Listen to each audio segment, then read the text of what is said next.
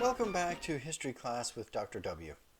In this lecture, we come to the end of our discussion of Jeffersonian America and the end of the era of good feelings, which I talked about in the previous lecture. In fact, in this lecture, we're going to focus on the collapse of the Republican consensus and the onset of a number of crises in 1819 and 1820 that threaten much of the stability and prosperity we talked about in previous lectures. The first major crisis that threatened the United States in the aftermath of the War of 1812 is known as the Panic of 1819. Panic being another way of describing an economic downturn or economic depression. This resulted from a number of events in the aftermath of the War of 1812, which again ended in 1815.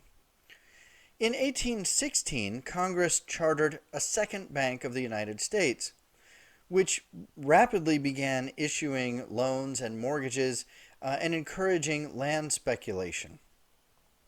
Also in the aftermath of the War of 1812, the economic prosperity initially sparked by the war and the heavy demand for cotton during the war began to fade as a revival of foreign trade sparked competition and a lowering of prices. Cotton prices in particular began to plummet, and almost every industry across the country was affected. Banks began to collapse, the agricultural economy began to collapse, and many manufactured goods as well saw their markets decline. In the midst of all of this, there came to be considerable anti-bank sentiment and angst against the banks and the federal government. And that's what you see represented in this political cartoon, which just shows many swaths of America expressing their displeasure with the banks, with the government, and seemingly with everyone. Perhaps even more alarming than the economic crisis was what came to be known as the Missouri Crisis, resulting in the Missouri Compromise of 1820. This, for the first time, is going to bring slavery and the expansion of slavery front and center onto the scene of American politics and will foreshadow the disputes between North and South that ultimately will lead us to the Civil War. And we will actually talk about the Missouri Compromise again when we talk about causes of the Civil War itself much later in the course. In this immediate setting, in 1819, Missouri applied for statehood.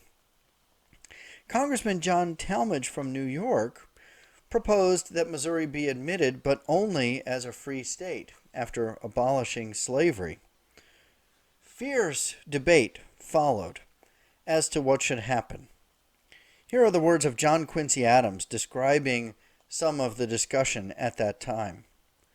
"We attended an evening party at Mr. Calhoun's and heard of nothing but the Missouri question. The slaveholders cannot hear of them without being seized with cramps. They call them seditious and inflammatory when their greatest real defect is their timidity." The growth of this crisis began to threaten the existence of the Union itself.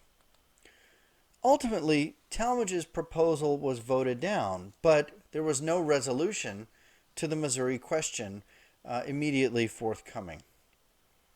Eventually, a compromise was worked out, principally by Henry Clay, a senator from Kentucky, who we're going to be talking about much more later. Under Clay's proposal, which came to be known as the Missouri Compromise, Missouri would be admitted as a slave state, and Maine, which had been applying for statehood previously as part of Massachusetts, but breaking away to become its own state, would be admitted as a free state, and that would preserve the balance of power in the Senate and keep the number equal between free states and slave states.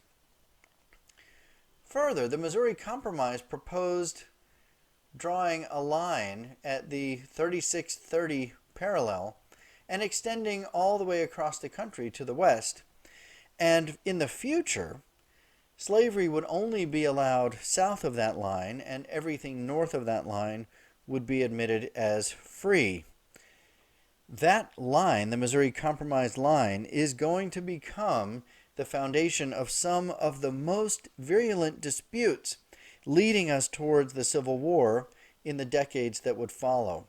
And in fact, Thomas Jefferson wrote to a friend that the Missouri Compromise awoke him like a fire bell in the night, because he understood that drawing a line in the sand like that between slavery and freedom had the potential to tear the very nation apart. So in the short term, compromise is reached and crisis is averted. But the Missouri Compromise, in fact, laid the foundations of much of the dispute that would come down the road. Another shocking development in 1822 was what came to be called Denmark-Vesey's Uprising, or Rebellion. And in fact, if this rebellion were ever intended, it never actually happened.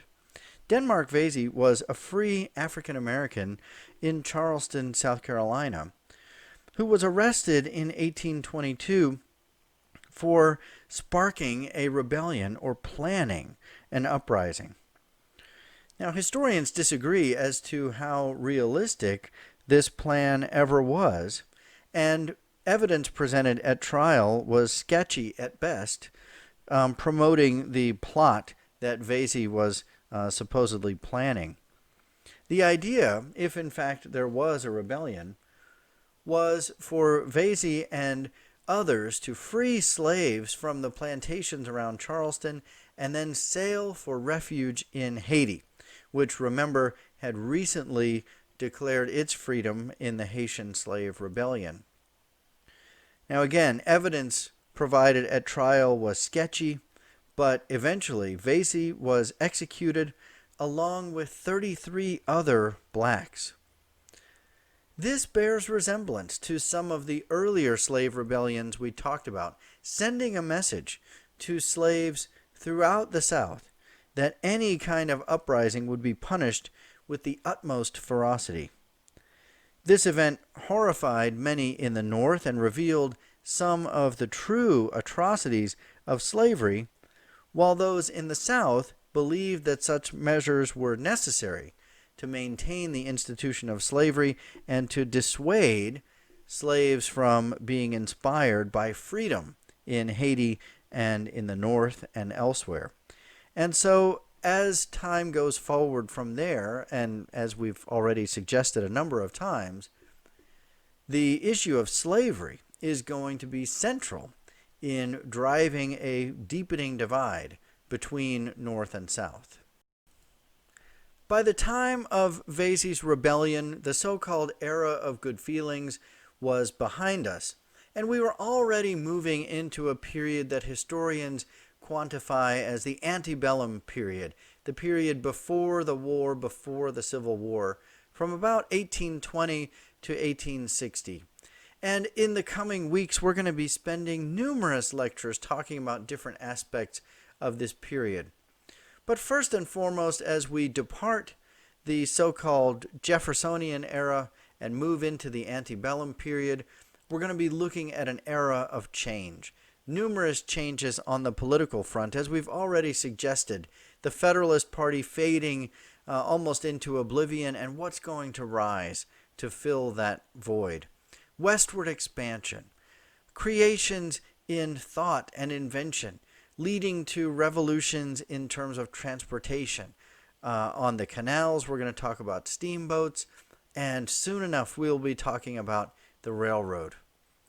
Changes in the old ways. I mentioned with James Monroe, the era of the revolutionary founding fathers is passing into history. Soon we will be entering an era when no one is alive who could remember the revolution happening. And so we're going to have a whole new generation. Industrialization, immigration, urbanization, all of these kind of signs of entering the modern era, the rise of cities. We'll talk about reform movements as well. And finally, we'll talk about what all of this means for the so-called American dream, the idea that anyone in this country can rise from any station to greatness. And how will that dream evolve? And eventually, of course, we'll talk about how all of this comes to a crushing end, the American dream kind of driven into dust in the Civil War of the 1860s.